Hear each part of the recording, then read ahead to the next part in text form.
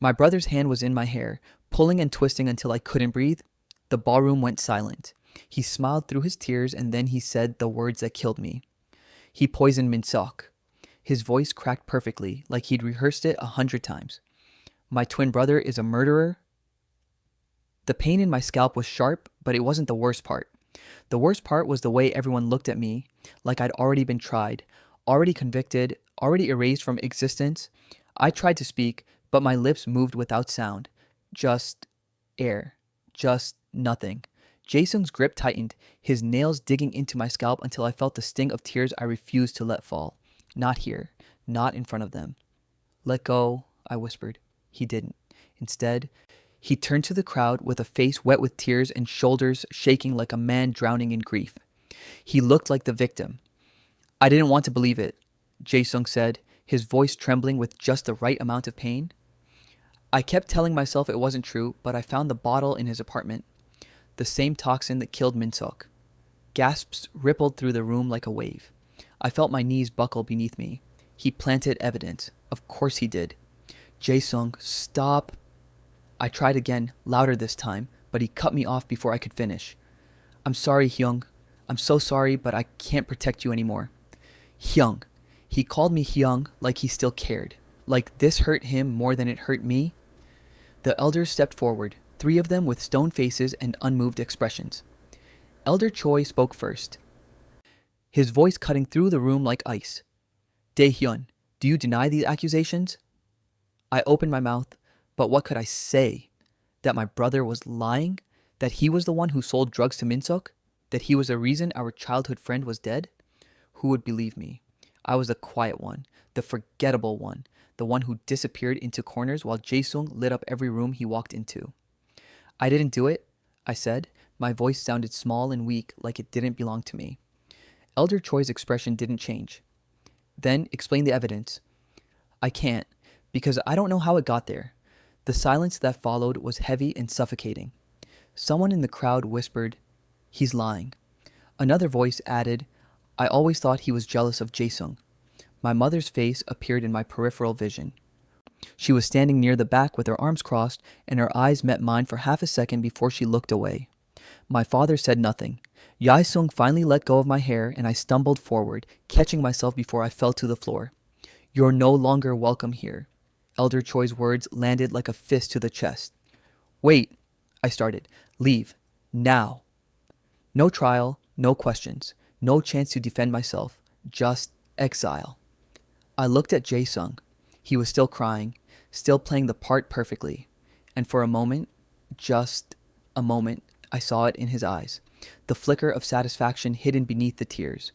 He wanted this. He needed me gone, because if I stayed, someone might start asking the wrong questions. I turned toward the door, my legs feeling like lead with every step. The crowd parted around me, but no one touched me or spoke. I was already a ghost. Halfway to the exit, I smelled it. Cedarwood and rain-soaked earth with something sharp and electric underneath. Alpha. No, 2 alphas. The scent hit me like a wave, and my entire body froze in place. I turned slowly, my heart pounding in my chest. 2 men pushed through the crowd. One had dark hair slicked back with a sharp jaw and eyes like a blade. The other had longer, messy hair with a scar cutting through his left eyebrow. They stopped, and their eyes locked on me. I felt it then. The pull. The recognition. The bond snapping into place like a chain I didn't ask for. No, not now. Not like this. The one with the slicked back hair, In Hyuk, I heard someone whisper, stepped forward with a cold and calculating gaze, but there was something underneath it. Something I couldn't name. The other one, Beomseok, looked like he was barely holding himself back. His fists were clenched and his jaw tight. Stop, Beomseok said, his voice low and dangerous. Elder Choi turned slowly. This matter is closed. He's our mate. The room went completely still. I stopped breathing. In Hyuk's expression didn't change, but his scent sharpened into something possessive and protective. He's been accused of murder, Elder Choi said flatly. He's been cast out. You have no claim here. We have every claim, Beomseok growled. But In Hyuk raised a hand, stopping him mid-step. We'll handle this, In Hyuk said with a measured and controlled tone. But not here. Elder Choi's eyes narrowed. If you take him, you take responsibility for his crimes. In-hyuk didn't flinch. Understood. I wanted to say something. Anything. But my voice was gone. Byung-suk's eyes found mine, and there was rage there. Not at me, but at them. At the room. At the world. Come with us, he said softly. I shook my head. Dae-hyun, I didn't do it. My voice cracked halfway through. But you don't believe me either, do you? Silence fell between us like a wall. In-hyuk's jaw tightened. Byung-suk looked like he'd been punched in the gut. I turned and walked toward the door without looking back. The rain started the second I stepped outside, cold and sharp and relentless against my skin. I didn't look back at Jaesung or my parents or the alphas whose scent was still burning in my lungs.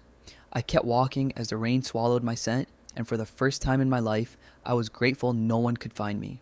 The call came 3 days after the exile. Mr. Dae-hyun, this is Detective Morris with the Portland Police Department. We need you to come in for questioning regarding the death of Min Seok-han. The family has filed a formal complaint and the district attorney's office is reviewing the case for possible murder charges. My hand went numb around the phone. A summons will be sent to your last known address, he continued. Failure to appear will result in a warrant for your arrest. Do you understand? I understand, I whispered. The line went dead. I sat on the edge of the motel bed, staring at the orange pill bottle on the nightstand. I'd bought it 2 days ago, just in case it got too heavy. The pharmacist hadn't even looked at me when she rang it up. Murder charges, not just exile, not just losing my family, prison. For something Jaesung did. I opened the bottle and poured the pills into my palm. Small, white, ordinary. There had to be 30 of them at least. Maybe they'll believe me when I'm gone. Maybe Jaesung will finally tell the truth. Or maybe no one will care at all. I filled a plastic cup with tap water and swallowed the first pill. Then the second. Then the third. They went down easier than I expected. I kept going until my hand was empty and the cup was drained. Then I lay down and closed my eyes. My heartbeat slowed. The room blurred at the edges, colors bleeding together like wet paint. The broken neon sign outside flickered one last time before everything went dark. Somewhere far away, I heard a door slam open, voices shouting, strong hands shaking me hard enough that my head rolled to the side. A scent cut through the fog. Sharp and desperate, cedarwood and rain-soaked earth. Stay with us. Don't you dare leave. I tried to hold on, but the darkness was stronger. When I woke up, the ceiling was too white and too clean. The smell of antiseptic burned my throat and there was a steady beeping sound somewhere to my left. Hospital. But I felt nothing about it. No relief, no anger, no fear, just emptiness so vast it swallowed everything else. Voices spoke around me, but they sounded like they were underwater. Muffled, distant, meaningless. Dae-hyun, can you hear me? I stared at the ceiling. Dae-hyun, do you know where you are? The ceiling was very white. Someone lifted my hand and let it drop back to the bed. It felt like dead weight. No response to physical stimuli. Pupils reactive, but gaze is unfocused. More people came and went. A woman checked the IV in my arm. A man shone a light in my eyes. Someone adjusted the pillow behind my head. I stared at the ceiling through all of it. Then a sharp voice cut through the fog. Mr. Dae-hyun, I'm Detective Morris. I need to ask you some questions about Min Seok-han's death. The ceiling didn't change.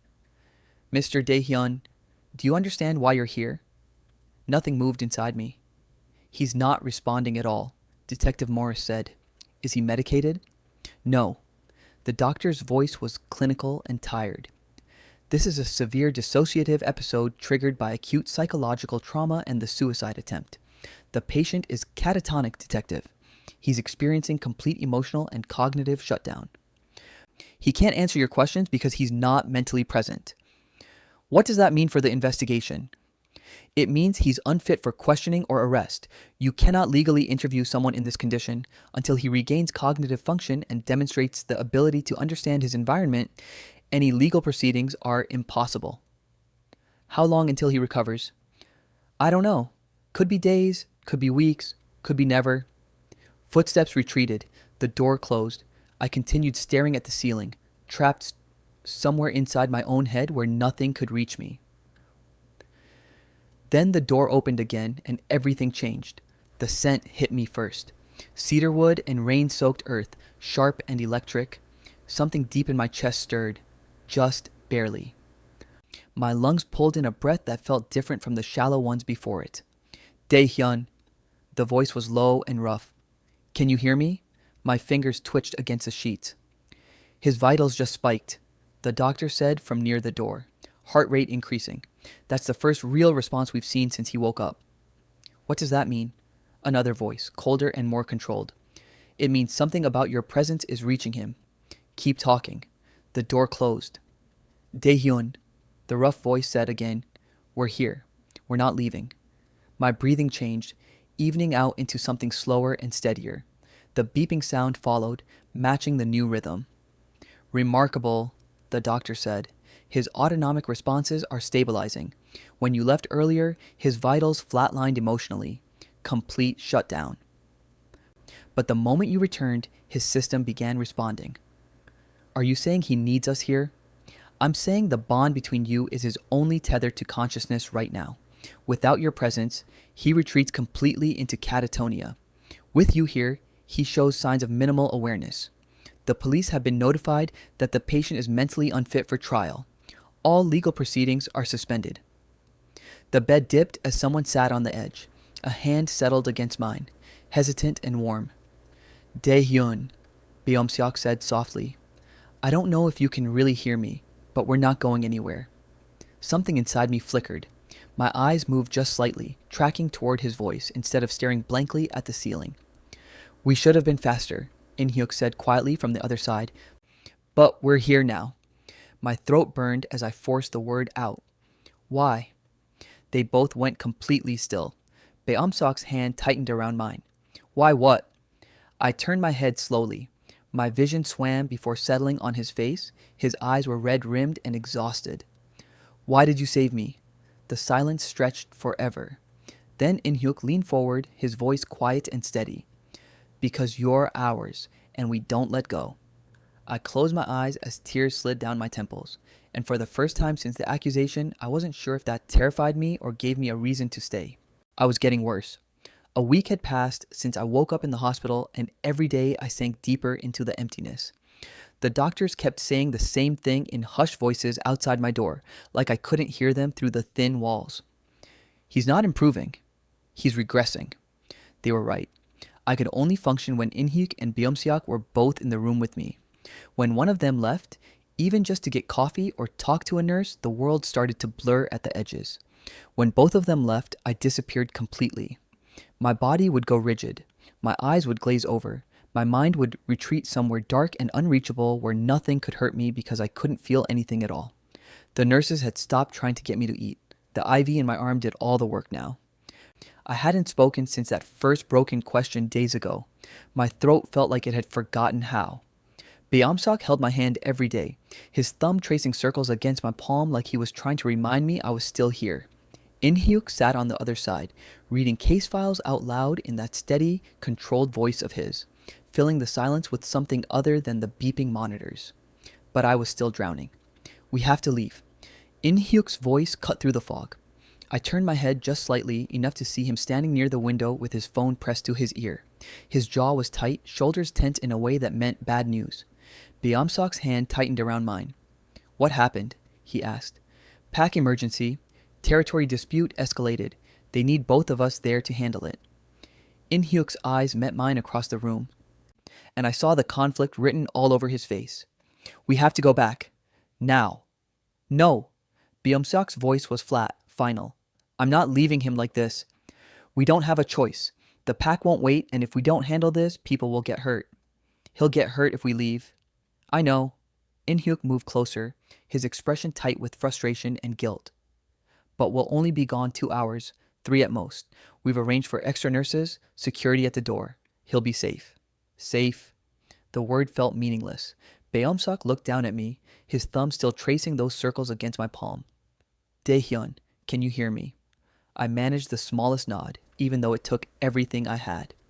We have to leave for a little while, but we're coming back, I promise. Just hold on for us, okay? I wanted to tell him I'd try.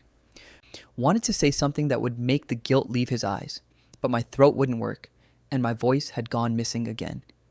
They stood up slowly, reluctantly. In Hayuk squeezed my shoulder once before heading for the door. Beomsok lingered, his hand slipping away from mine inch by inch until only our fingertips were touching. "We're coming back," he said again. Then they were gone. The door clicked shut behind them, and the world started to fade. The emptiness came faster this time, flooding in like water through a cracked dam. My vision blurred. The sounds of the hospital became distant and muffled, like I was hearing them from underwater. My breathing turned shallow and mechanical. The nurse came in to check on me, her voice cheerful and concerned at the same time. "Mr. Daehyun, can you hear me?" I stared at the ceiling. "His vitals are dropping," she said to someone else in the room. Another nurse? Maybe. "Heart rate and blood pressure both declining. He's going into shutdown again." Their voices faded to white noise. I was sinking deeper and deeper into the dark, and there was nothing to hold on to this time, nothing to keep me from disappearing completely. Then the door opened again. I didn't register it at first. Footsteps approached the bed, slow and deliberate. A familiar scent hit me, one that used to mean safety and brotherhood and home. Now it made my stomach turn. "Hyung." The voice was soft, almost gentle. "Look at you." Jaesung. He moved into my line of vision, sitting down in the chair Beomsok had just left. His face was the same as always. Handsome, concerned, perfectly arranged. But his eyes were different, cold, satisfied. "I heard you tried to kill yourself," he said quietly, like he was sharing a secret. "That you can't even function without those alphas holding your hand. That's really pathetic, Hyung." I stared at him, but I couldn't move, couldn't speak, couldn't do anything. "The police can't even question you because you're too broken," he continued, leaning back in the chair like he had all the time in the world. "Do you know how perfect that is? You can't defend yourself, can't tell anyone the truth, you're just gone." His smile widened just slightly. "Mom and Dad don't ask about you anymore. No one does. It's like you never existed." He leaned forward, elbows on his knees. "And the best part? Minseok's family is still pushing for the case to move forward. Even if you can't stand trial now, once you recover, if you ever do, you're going to prison for the rest of my life. For something I did." He laughed softly, the sound scraping against my ears like nails on glass. "You were always the weak one, Hyung. Always in my shadow. Always the one people forgot about." His voice dropped lower, crueler. "And now you're nothing." Something broke inside me. Not the kind of breaking that shatters into emptiness. The kind that ignites. Heat flooded through my veins, sharp and electric and burning. My fingers twitched against the sheets. My jaw clenched so hard my teeth ached. For the first time in days, I felt something other than nothing. I felt rage.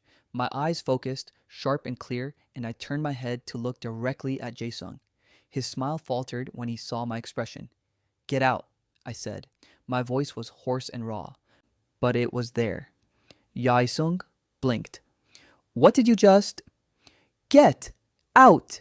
My hand shot out before I could think about it, grabbing his wrist with strength I didn't know I still had. My grip was iron, trembling with fury. "You killed him," I said, each word scraping past my throat like broken glass. "You killed Minseok, and you're going to pay for it." Jaesung tried to pull away, but I wouldn't let go. Fear flickered across his face just for a second before he covered it with anger. "You're insane. I'm done being your scapegoat." My voice was getting stronger now, steadier. "I'm done being invisible. I'm done letting you destroy me." The heart monitor started beeping faster, not from shutdown, but from adrenaline coursing through my system. The nurse rushed in, her eyes wide. "What's going on?" I finally released Jaesung's wrist, and he stumbled back, rubbing the red marks my fingers had left behind. "You're going to regret this, Hyung," he said, his voice shaking just slightly. "No." I met his eyes and didn't look away. "You are." He backed toward the door, trying to regain his composure, but his hands were shaking. He turned and walked out quickly, the door slamming behind him. The nurse was staring at me, shocked. "Mr. Daehyun, your vitals are spiking. Are you okay?" I didn't answer her, but I wasn't catatonic anymore. My hands were trembling, but it was from rage, not emptiness. My chest was heaving, but I was breathing on my own, deep, full breaths that filled my lungs completely. For the first time in weeks, I felt something other than nothing. The fog had lifted, not because I was healed, but because anger had burned through the numbness like fire through paper. I wasn't okay, but I was awake, and I wanted justice. 20 minutes later, the door burst open. In Hayuk and Beomseok rushed in, their faces tight with concern. The nurse must have called them about the vital spike. They stopped short when they saw me sitting up in bed, my eyes clear and focused and burning with something they hadn't seen before. Beomseok moved to my side immediately. Dae-hyun, what happened? He was here. My voice was still hoarse, but it was steady. Jaesung, he came to gloat, to tell me how perfect it is that I'm broken. In Hyuk's jaw tightened, his hands clenching into fists at his sides. What did he say? Everything. I looked at them both, and the rage settled into something sharper, colder. He told me everything, and I'm done being his victim. My hands clenched the sheets, knuckles white. I want to fight back. I want to prove he did it. I want justice. Beomseok's eyes flashed with something dark and protective. Then we help you burn his world down. I met his gaze and felt the fire in my chest spread, consuming the emptiness that had nearly killed me. For the first time since the accusation, I wasn't running anymore. I was ready for war. The doctors couldn't explain it. 24 hours ago, I'd been catatonic, barely breathing on my own, trapped somewhere inside my own head where nothing could reach me. Now I was sitting up in the hospital bed, eating solid food for the first time in over a week, speaking in complete sentences that didn't crack and break halfway through. Dr. Kim stood at the foot of my bed with my chart in her hands, shaking her head like she was looking at a medical miracle she didn't quite believe. The improvement is remarkable, she said carefully, but trauma like this doesn't just disappear overnight. You'll need continued care, therapy, and most importantly, you cannot be alone. He won't be, Beomseok said from his chair beside my bed. He hadn't left since yesterday, when rage had burned through the emptiness and dragged me back to the surface. In Hayuk stood by the window, arms crossed, his expression unreadable. He comes home with us, to our territory. Dr. Kim looked between the three of us, her eyes settling on me. Mr. Dae-hyun, is that what you want? I wanted to say no, wanted to tell them I could handle this on my own, that I didn't need to be anyone's burden. But the truth was sitting heavy in my chest, undeniable and humiliating. I can't be alone yet, I admitted quietly. And I need help to take down Jaesung. In Hyuk's jaw tightened, but he nodded. Then it settled. How long? I asked. As long as it takes, he replied. Their home was nothing like I expected. The house sat deep in the woods outside Portland, surrounded by towering pines and Douglas firs that filtered the late afternoon sunlight into golden streaks. It was modern and beautiful, all floor-to-ceiling windows and clean lines, with the kind of quiet that came from being miles away from anyone else. The moment I stepped inside, their scent hit me like a wave. Cedarwood and rain-soaked earth everywhere, soaked into the furniture and the walls and the air itself. My omega instincts responded immediately, my body relaxing in ways I couldn't control, recognizing this place as safe even when my mind wanted to resist. This is Alpha territory, I said, more to myself than to them. It is. In-hyuk confirmed, setting my bag down by the entrance. Does that bother you? It should have. I should have felt trapped, claimed, uncomfortable. Instead, I just felt tired. I don't know, I admitted. Beomseok led me down a hallway to a guest room, with its own bathroom and a window overlooking the trees. The bed was huge, the sheets clean and soft, everything carefully arranged like they'd been preparing for this. If you need anything, we're right next door, he said, gesturing to the room across the hall. Anything at all. I nodded, but I couldn't stop thinking about how close they were, how I could feel them even through the walls now, the bond pulling at me like a thread tied around my ribs. It was comforting and terrifying at the same time. The nightmare came in the middle of the night. I was back in that ballroom, Jaesung's hand in my hair, dragging me forward while hundreds of eyes stared at me with disgust and judgment. Then I was in the motel room, swallowing pills one by one, feeling my heartbeat slow and the darkness close in. I woke up gasping for air, tangled in sheets that were soaked with sweat. My chest was too tight, my lungs refusing to expand properly, and the room felt too big and too empty and too far away from them. The door opened before I could even call out. Beomseok appeared first, his hair messy from sleep, eyes sharp with concern. In Hyuk followed a second later, already moving toward the bed. They didn't ask if I was okay, didn't ask permission. They just sat down on either side of me, close enough that their warmth seeped into my skin. Breathe with me, Beomseok said quietly, his hand finding mine. In, out, in, out. I tried to match his rhythm, but my chest kept stuttering. In Hyuk's hand settled on my shoulder, steady and grounding. You're safe. You're here. Nothing's going to hurt you. Slowly, painfully, my breathing evened out. The panic receded, leaving me exhausted and shaking. I can't do this alone, I whispered, hating how weak I sounded. You're not alone, In Hyuk said simply. They stayed with me until I fell back asleep, their presence the only thing keeping the nightmares at bay. The next few days settled into something almost normal. In Hyuk worked from home, spreading legal documents and case files across the dining table as he researched ways to help my situation. Beomseok spent hours in the home gym, and on the third day, he dragged me down there with him.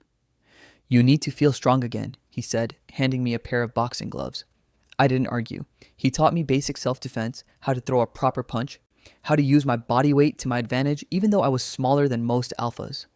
It felt good to move, to sweat, to focus on something other than the crushing weight of everything that had happened. We cooked together in the evenings. Simple things, nothing fancy, but I realized I hadn't had a real meal in weeks, hadn't tasted anything, hadn't felt anything but emptiness.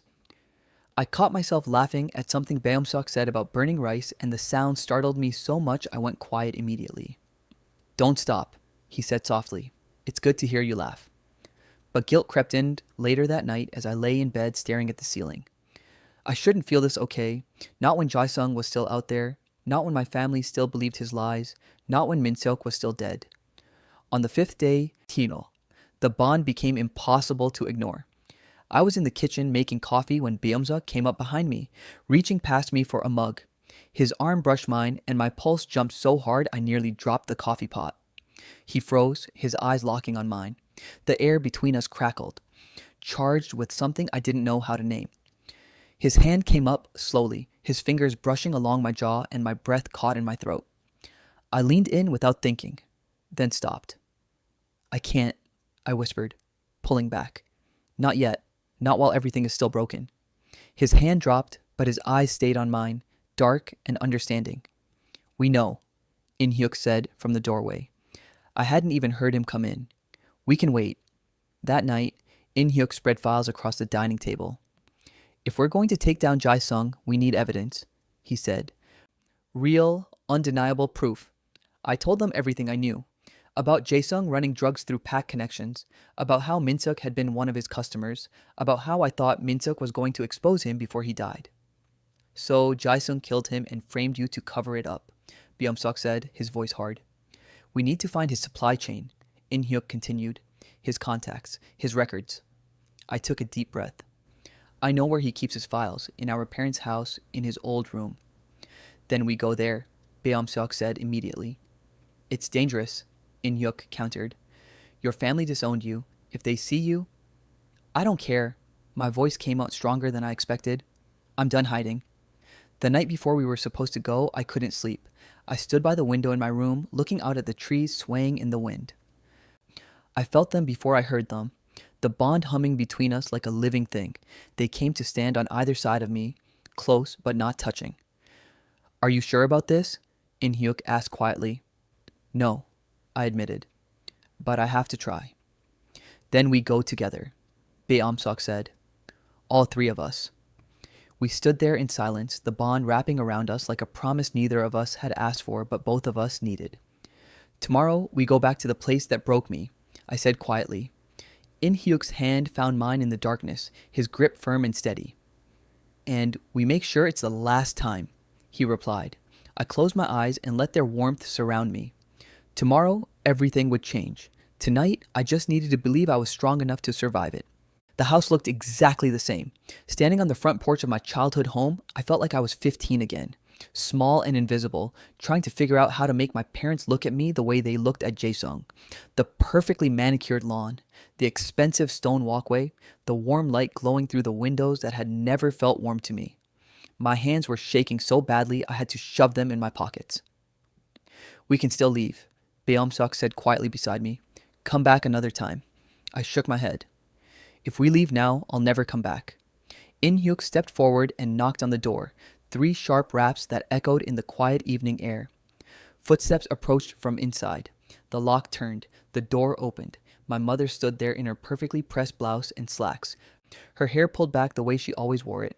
Her face went from confusion to shock to something cold and hard in the span of a single breath. What are you doing here? Not hello, not are you okay, not I've been worried, just immediate hostility. Mom, I need to talk to you. I need to explain. Don't call me that. Her voice was sharp enough to cut. You're not welcome in this house. You were cast out. You have no right to be here. The words hit me like a fist to the chest, but I forced myself to keep talking. Please, I just need 5 minutes. I didn't kill Min-seok. Jaesung framed me, and I can prove it if you just let me. Enough. My father's voice came from behind her, deep and authoritative in the way that used to make me shrink into myself. He appeared in the doorway, his expression carved from stone. Leave. Before I call the police. I didn't do it, I said, hating how my voice cracked. Jaesung is lying. He's the one who... We don't want to hear your lies. My father cut me off. Jaesung told us everything. How you were always jealous of him. How you resented Min-seok for being his friend instead of yours. How you wanted to hurt him. I stared at them both and something clicked into place. This wasn't new. Jaesung hadn't just poisoned them against me with the accusation. He'd been doing it for years, planting seeds of doubt, painting me as the bitter, jealous twin who could never measure up. And they'd believed every word.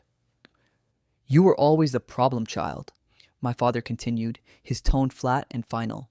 Quiet, sullen, never fitting in. We gave you everything, and this is how you repay us? Beomsuk moved closer to me, his presence solid and grounding. That's enough. You don't speak to him like that. My mother's eyes narrowed as she looked between the 3 of us. And who are you? More alphas he's manipulated with his omega tricks? The insult landed like a slap. I felt Beomsuk go rigid beside me. We're his mates, In-hyuk said, his voice cold as winter, and we're here to prove his innocence. My mother laughed, the sound bitter and cruel. Mates? He's accused of murder. What kind of alphas would bond with a killer? The kind who know the truth, Beomsuk said, his voice low and dangerous. Footsteps on the stairs made us all turn. Jaesung appeared, descending slowly with perfect concern arranged on his face like a mask. Hyung, what are you doing here? I thought you were still in the hospital. His voice was gentle, worried, every word carefully chosen, but his eyes were cold when they met mine, and I saw the truth underneath the performance. He was afraid I'd come back. I came for the truth, I said. The truth? Jaesung tilted his head, the picture of confused innocence. The truth is, you killed Min-seok. The evidence was in your apartment. The police have it all. Evidence you planted. Why would I do that? Min-seok was my best friend. Because he was going to expose your drug operation. The words hung in the air like smoke.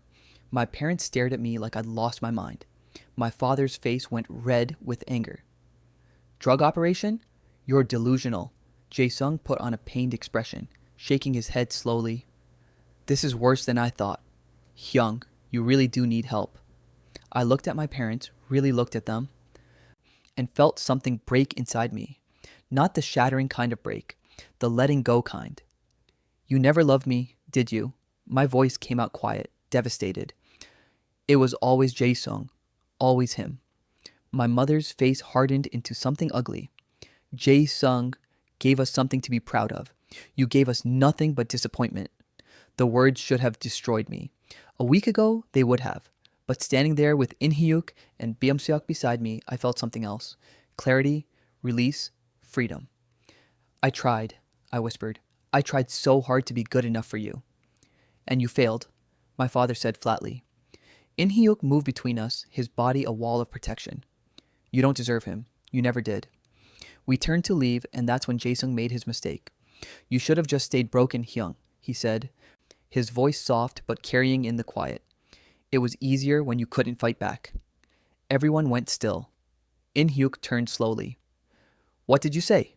Jaesung's face paled slightly as he realized what he'd revealed. I just meant he was safer in the hospital. You visited him, Beom-seok said, his voice deadly calm. When we weren't there, you went to his hospital room. I was checking on my brother. You went there to gloat, I said, the pieces falling into place. You told me everything. About the drugs, about framing me. You said I was nothing. For just a second, fear flickered across Jaesung's face before he smoothed it away. My parents were already shaking their heads. More lies, my mother said, but I didn't need them to believe me anymore. We're leaving, In Hyuk said, but we're not done. We'll find the proof. And when we do, everyone will know what you are. I looked at my parents one last time. I don't need your love anymore. I don't need your approval. I just need the truth. Then I turned and walked away, In Hyuk and Beom-seok flanking me on either side. In the car, I was shaking. Tears streamed down my face, but they weren't from sadness. They were from release, from finally letting go of people who were never going to choose me. We still need proof, I said quietly. Without the files, it's just my word against his. In Hyuk's phone buzzed in the cup holder. He picked it up, glanced at the screen, and his expression shifted. What is it? I asked. He opened the message and read it aloud. I have the evidence you need. Jaesung kept records of everything. Meet me tomorrow. Alone. I'll give you everything. He paused. It's signed MH? My breath caught. Min-seok's sister. Minji. I whispered. Her name is Minji. She was always close to Min-seok. If anyone would have known what he was planning to tell the police, it would be her. Beom-seok leaned forward. Where does she want to meet? In Hyuk scrolled down. Her apartment. Tomorrow at noon. I felt hope flicker in my chest for the first time in weeks. Real, fragile hope that maybe this nightmare was finally going to end. We go together, Beom-seok said firmly. The message says alone, In Hyuk pointed out. I don't care what it says. We're not letting him walk into a potential trap. I looked between them both. She's grieving her brother. She's probably scared. If we show up as a group, she might not talk to us. Then we stay close, In Hyuk decided. You go in. We wait outside. At the first sign of trouble, we come in. I nodded, even as anxiety twisted in my gut. Tomorrow, we'd have the proof we needed. Tomorrow, everything would change. She was already dead when we got there. The door to apartment 3C hung slightly ajar, and the moment I saw that gap, I knew something was wrong. The hallway smelled like stale cigarettes and mildew, the kind of building where people minded their own business and didn't ask questions. Wait, Beom-seok said, his hand catching my arm before I could push the door open. In Hyuk moved forward, his body tense and ready. He nudged the door wider with his shoulder, and it swung open with a slow creak that made my skin crawl. The apartment had been torn apart, furniture overturned, drawers pulled out and emptied onto the floor, papers scattered everywhere like someone had been searching frantically for something. Then I saw her. Minji was on the floor near the couch, her eyes open and staring at nothing. A needle lay beside her arm, and there was a stillness to her body that made my stomach turn. My knees buckled, and Beom-seok caught me before I could fall. No, I whispered. No, no, no. In Hyuk moved to her side and checked for a pulse even though we all knew it was useless. After a long moment, he shook his head. She's been dead for hours, maybe since last night. I couldn't breathe, couldn't think. Minji had been 23 years old, quiet and studious, the kind of person who smiled at strangers and always remembered your birthday. She loved her brother more than anything, and now she was gone. He killed her, I said, my voice breaking. Just like Min-seok, Jaesung killed her. Beom-seok's grip on my arm tightened, keeping me upright. In Hyuk stood slowly, his expression carved from stone. The apartment's been searched, he said quietly. Whatever evidence she had, it's gone now. The words hit me like a physical blow. She'd reached out to us. She'd said she had proof. And Jaesung had found out somehow, come here and taken everything before staging her death to look like just another overdose, just like Min-seok. We need to call the police, In Hyuk said. They won't believe us, I whispered, staring at Minji's empty eyes. They'll say she was just another addict, that it was an accident, just like they did with Min-seok. Beom-seok's jaw clenched so hard I heard his teeth grind. He's not going to stop. He'll kill anyone who gets close to the truth. In Hyuk pulled out his phone and dialed 911, keeping his voice neutral as he reported finding a body. He didn't give his name. We couldn't risk being connected to another death. "We need to leave," he said after hanging up, "before they get here." We left through the back stairwell, and I felt like a coward the entire way down. But what choice did we have? If the police found me there with another body, another person connected to this case, they'd arrest me on the spot.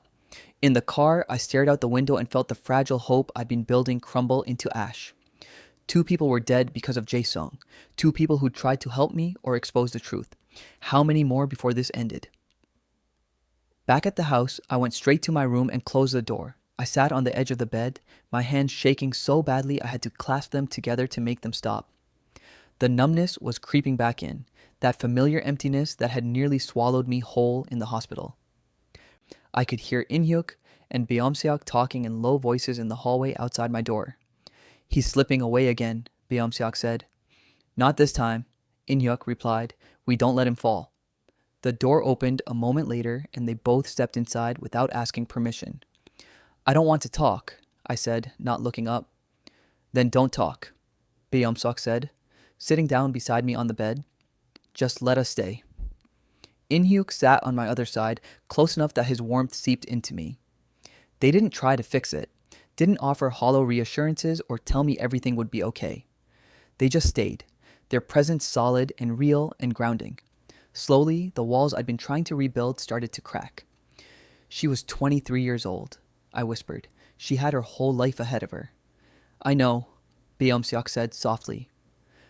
"This is my fault. If I hadn't reached out to her, if I'd just left her alone—" "No." In-hyuk's voice was firm, cutting through my spiral. "This is Jaesung's fault, not yours. He's the one who killed her. He's the one who's been destroying lives to cover his tracks. You're not responsible for his choices." The words should have helped, should have made me feel better, but all I felt was the weight of 2 deaths pressing down on my chest until I couldn't breathe. "I'm scared," I admitted, the confession tearing out of me like a confession I'd been holding back for too long. "I'm so scared he's going to win, that he's going to keep destroying everyone around me until there's nothing left." Beom-seok pulled me close, and this time I didn't resist. I let myself collapse against his chest. Let the sobs I'd been holding back tear through me until my throat was raw and my eyes burned. In-hyuk's hand found mine, his fingers lacing through mine and holding tight. "He won't win," Beom-seok said against my hair. "We won't let him." "How can you be so sure?" "Because we're not giving up on you. Ever." The words settled into my chest, warm and steady and real. I'd spent my whole life being the one people gave up on. The disappointment. The problem. The one who was never quite good enough. But these 2 alphas who barely knew me, who had every reason to walk away, were choosing to stay. "Thank you," I whispered, "for not giving up on me." "Never," In-hyuk said quietly. Beom-seok's arms tightened around me. "You're ours. That means something." That night, I didn't sleep in the guest room.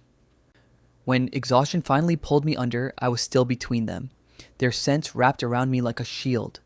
It wasn't a claiming or a completed bond, but it was safety. It was warmth. It was the beginning of trust taking root in soil that had been scorched bare. I felt In-hyuk's steady breathing on one side, Beom-seok's solid presence on the other, and for the first time in weeks, I didn't feel alone. I woke up hours later, still surrounded by their warmth, their sense anchoring me to something I didn't know I needed. For a moment, everything felt almost okay. Then I reached for my phone on the nightstand to check the time, and my blood went cold. 7 missed calls, all from Detective Morris, and 1 text message that made my heart stop. "New evidence has surfaced in the Min-seok Han case. Come to the station immediately, or a warrant will be issued for your arrest." My hands started shaking again. Beom-seok stirred beside me, his eyes opening slowly. "What's wrong?" I showed him the screen. His expression hardened immediately. He shook In-hyuk awake, and within seconds, both of them were reading the message. "New evidence," In-hyuk said quietly. "What kind of evidence?" "I don't know." My voice came out hollow. "But whatever it is, Jaesung planted it. Just like he planted the bottle in my apartment. Just like he staged Minji's death. Then we go to the station together," Beom-seok said, "and we figure out what he's trying to pull. They could arrest me the moment I walk in." "They could." In-hyuk agreed. But if you don't go, they'll issue a warrant, and then you'll be running. Is that what you want? I thought about it. About spending the rest of my life looking over my shoulder, waiting for the other shoe to drop. No, I said finally. I'm done running. In-hyuk nodded, his expression grim but determined. Then we faced this head on. Beomsuk's hand found mine, squeezing once. Together. I looked at them both, these two alphas who had become my anchor in the storm, and felt something shift inside me. Fear was still there, but so was something else. Determination. Together, I echoed. We got dressed in silence, the weight of what was coming pressing down on all of us.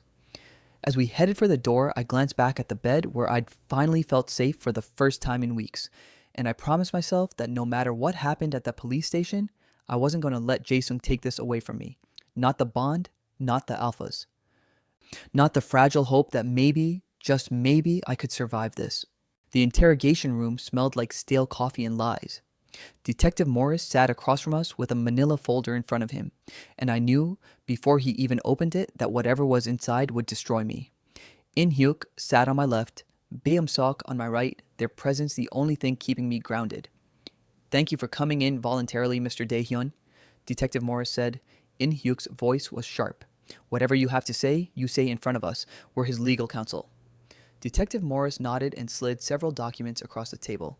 Bank statements, transaction records, all with my name at the top. Can you explain why Min-seok Han was transferring large amounts of money to your account in the weeks before his death? He asked. My stomach dropped. I scanned the documents, seeing deposit after deposit.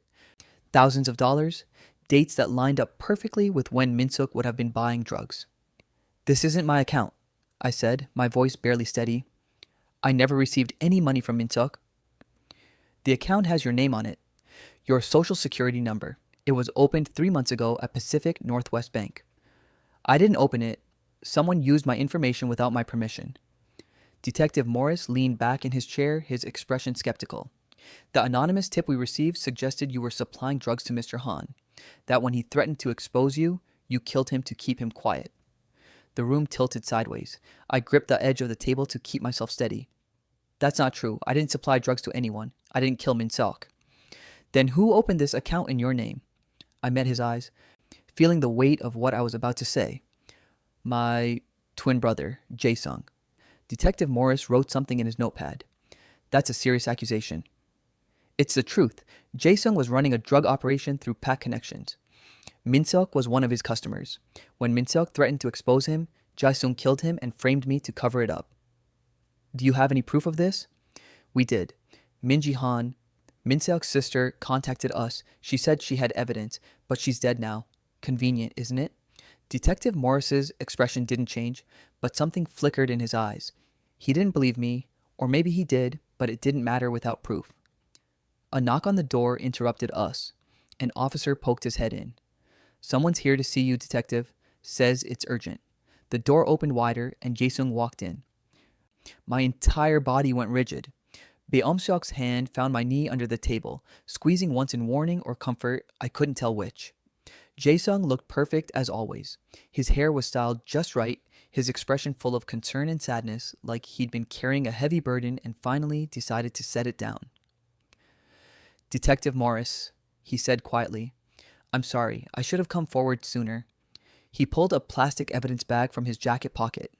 Inside was a burner phone, cheap and anonymous. I found this hidden in some of Daehyun's old belongings at our parents' house, Jaesung said, his voice trembling just enough to sound genuine. I didn't want to believe it, but I think it might be connected to Min-seok. I haven't looked through it, but I thought you should have it. My vision went red at the edges. That's not mine, I said, my voice coming out harder than I intended. I've never seen that phone before in my life. Jaesung looked at me with perfect sadness, his eyes wet like he was about to cry. Hyung, please, just tell them the truth. Maybe if you cooperate, they'll go easier on you. I stood up so fast my chair scraped back against the floor. You're a liar, I said, my hands shaking with rage. You killed Min-seok. You killed Minji. You've been setting me up from the beginning, and now you're standing here pretending to care. For just a second, Jaesung's mask slipped. Satisfaction gleamed in his eyes, cold and triumphant. Then it was gone, replaced by hurt confusion. I know you're scared, he said softly, but blaming me won't help.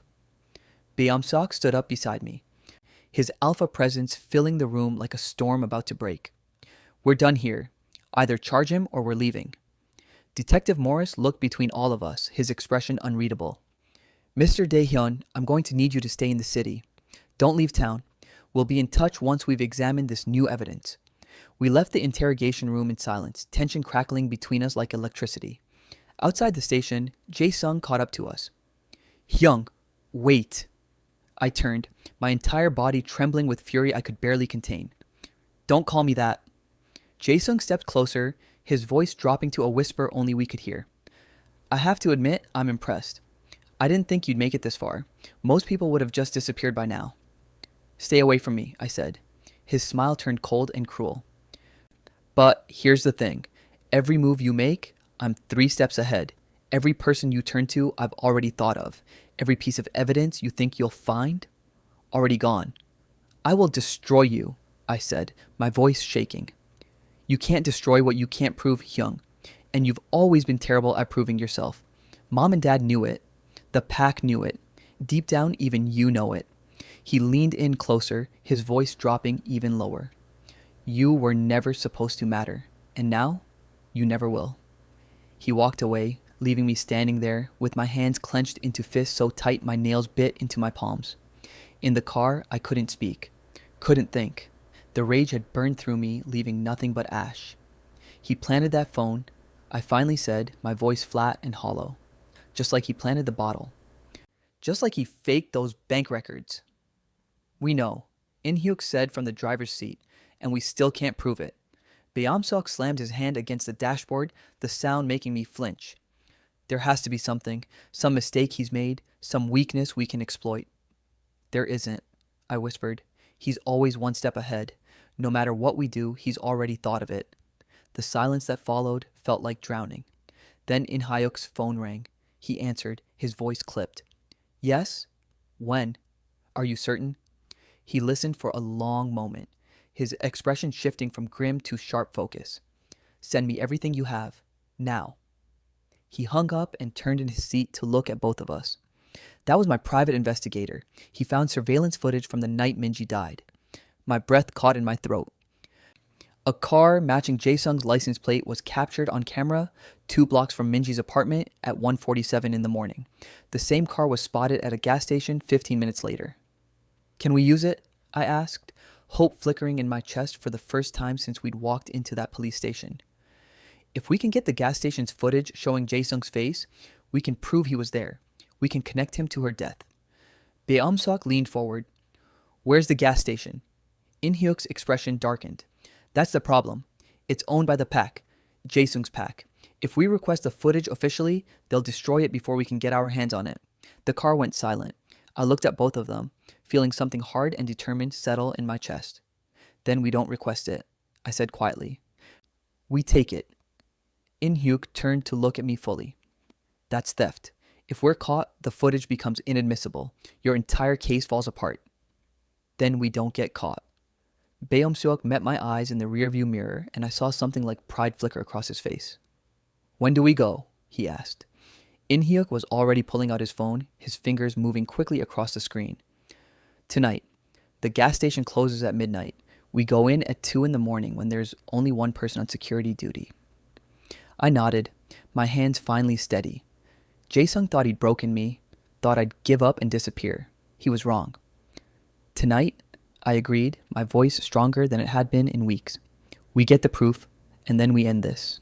We broke into the gas station at 2 in the morning.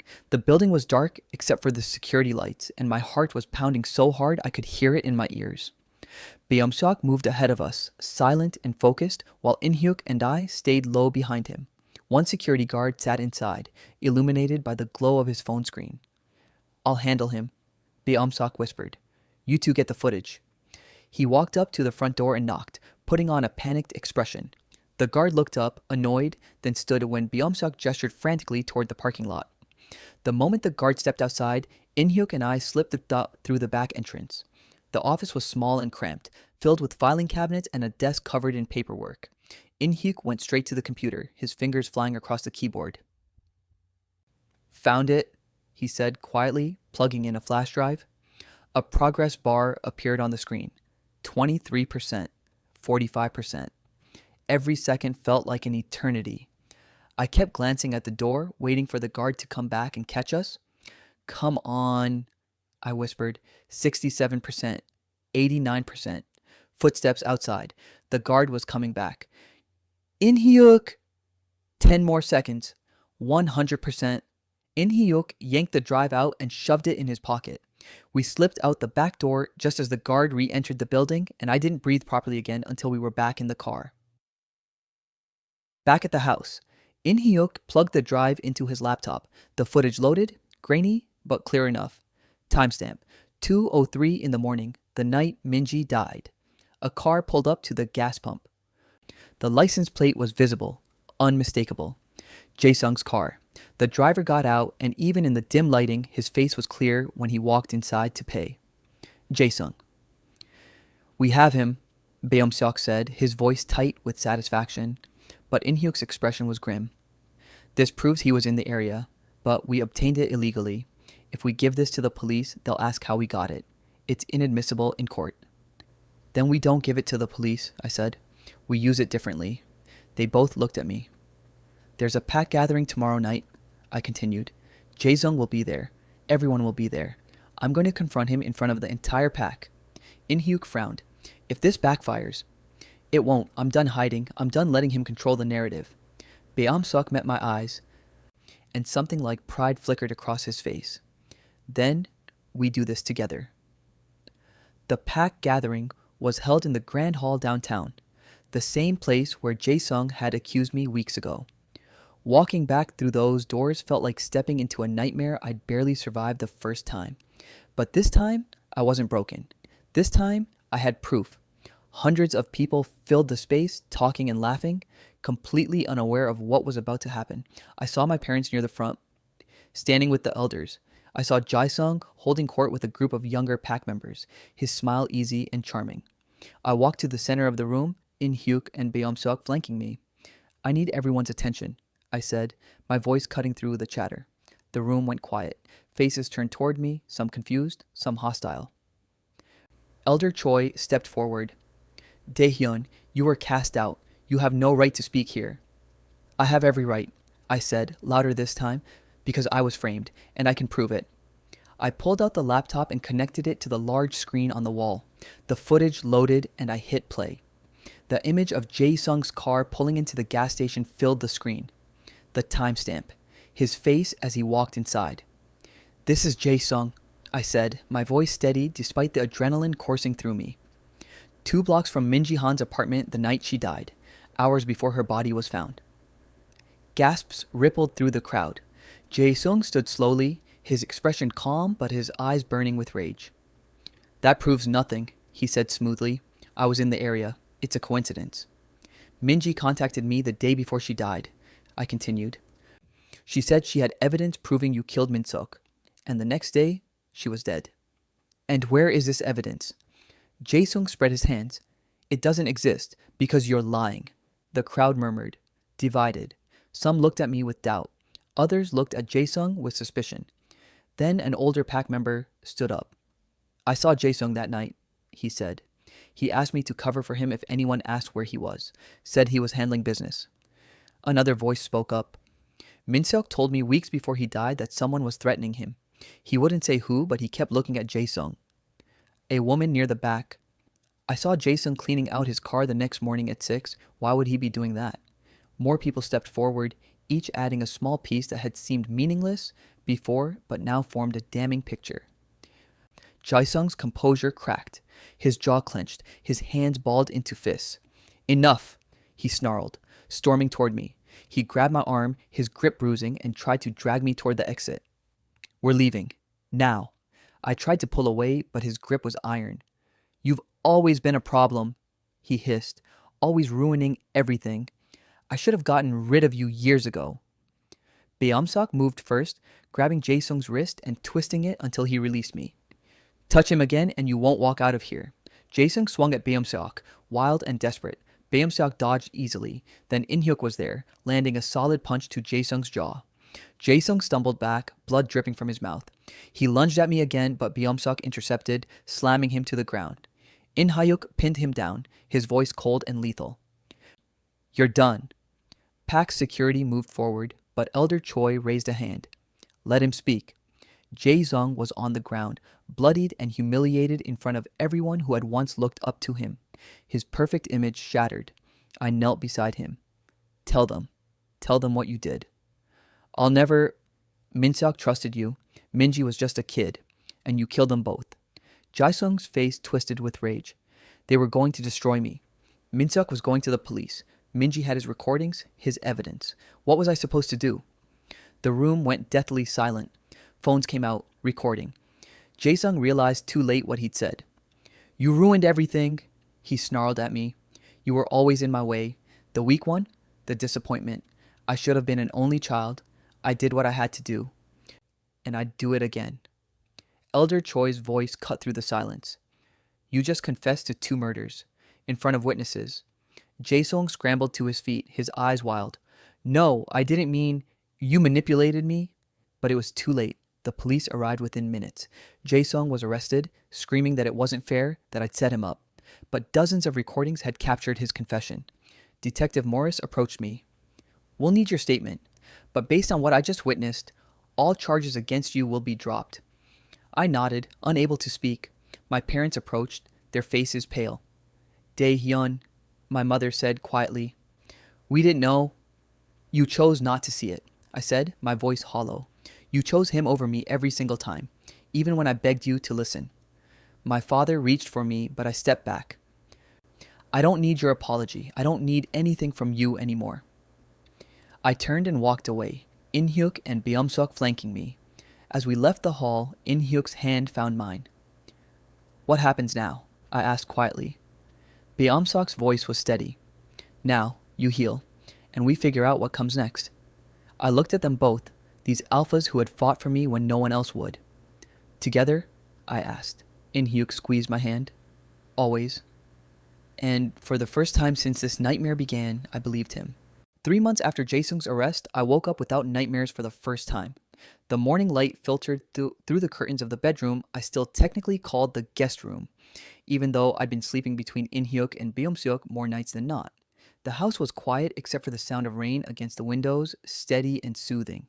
I rolled over and found Byung-suk already awake, watching me with those dark eyes that used to intimidate me but now just made me feel seen. Morning, he said softly. Morning, I replied, my voice rough from sleep. In-hyuk appeared in the doorway with 3 mugs of coffee, already dressed for the day. Thought you might need this. I sat up and accepted the mug, wrapping my hands around the warmth. These small moments had become my favorite part of living here. The quiet domesticity, the way they knew how to read my moods, the way I'd learned to read theirs. 3 months had passed since that night at the Pak gathering. Jaesung was in jail awaiting trial. All charges against me had been officially dropped, and Detective Morris had personally apologized for not seeing through the frame job sooner. My life had started to feel like mine again, but there was still one thing unfinished between us. The bond hummed constantly now, a living thread connecting the 3 of us, but it remained incomplete. They hadn't claimed me, hadn't marked me, waiting patiently for me to be ready. And last night, lying awake between them, I'd finally realized something. I was ready. That evening, we sat together in the living room. Rain still drummed against the roof, and the fireplace crackled with warmth. Byung-suk was reading case files for work, and In-hyuk was on his laptop, but I could feel their attention on me even when they weren't looking. I'm ready, I said quietly. The room went still. Byung-suk set down his papers. In-hyuk closed his laptop. Ready for what? Byung-suk asked, even though we all knew exactly what I meant. For this, for you, for the bond to be complete. In-hyuk moved to sit beside me, his expression serious. Are you sure? There's no rush, Dae-hyun. We can wait as long as you need. I don't want to wait anymore, I said, meeting his eyes. I want this. I want you both. Byung-suk knelt in front of me, taking my hands in his. Once we do this, there's no going back. You'll be ours and we'll be yours. Permanently. I know, I said, my voice steady. That's what I want. The air between us shifted, charged with something electric and inevitable. They led me to their bedroom, the one I'd been avoiding out of some misguided sense that I didn't belong there. Yet. But as Byung-seok closed the door behind us and In-hyuk turned to face me, I realized this was exactly where I was supposed to be. "We'll go slow," In-hyuk said, his hand cupping my face. "If you want to stop at any point—" "I won't," I interrupted. "I trust you." And I did? Completely. What happened next was tender and overwhelming all at once. Their scents wrapped around me, cedarwood and rain-soaked earth mixing with my own until I couldn't tell where one ended and another began. Hands touched with reverence, not urgency. Whispered words of reassurance and want. The world narrowed to just the three of us, to the bond that had been pulling us together since the moment we met. When Byung-seok's teeth grazed the junction of my neck and shoulder, I tilted my head back, offering myself completely. The bite was sharp and grounding, and I felt the bond snap into place like a key turning in a lock. Then In-hyuk's mark on the other side, equally deliberate and claiming. I marked them in return, my omega instincts guiding me, and felt the bond complete itself fully. It wasn't just physical, it was emotional, spiritual, a connection that went deeper than anything I'd ever experienced. "You're ours," Byung-seok whispered against my skin. "And you're mine," I replied, the words feeling like a vow. For the first time in my life, I felt whole. I woke the next morning tangled between them, the bond humming warm and alive in my chest. My fingers traced the fresh marks on their necks, permanent and real, before touching my own. No regrets, only peace. "How do you feel?" In-hyuk asked, his voice still rough with sleep. "Complete," I said simply. We made breakfast together, moving around the kitchen with an ease that felt natural now. Byung-seok burned the eggs, In-hyuk salvaged them, and I laughed at both of them. It was domestic and ordinary and perfect. My phone rang while we were eating. Detective Morris. "Mr. Daehyun," he said when I answered, "Jaesung's trial date has been set. 3 weeks from now, the prosecution will need you to testify." My hand tightened around the phone. "I'll be there." "Good. With your testimony and the evidence we've gathered, we're confident he'll be convicted." I hung up and looked at In-hyuk and Byung-seok, who'd both gone still. "The trial," I said. "We'll be there with you," In-hyuk said immediately. "Every day, every moment." I nodded, feeling the anxiety spike before the bond soothed it, their presence calming me without them even trying. I also made another decision that morning. I enrolled in online classes to finish my degree, started reaching out to the few friends who never stopped believing in me. Small steps toward rebuilding the life Jaesung had tried to destroy. 2 weeks later, we stood outside the grand hall where I'd been accused, where I'd confronted Jaesung, where everything had fallen apart and come back together. But this time, we were here for something different. Elder Choi had requested a formal meeting, a public apology. The hall was mostly empty, just the elders and a handful of PAC members who'd supported me from the beginning. My parents stood near the back, their faces carefully blank. Elder Choi stepped forward. "Daehyun, on behalf of the PAC, I want to formally apologize for the injustice you suffered. We failed you. We should have investigated thoroughly before passing judgment. Your name has been cleared, and we acknowledge the harm that was done." I looked at him, at the elders who'd cast me out without question, and felt nothing. No anger, no satisfaction, just indifference.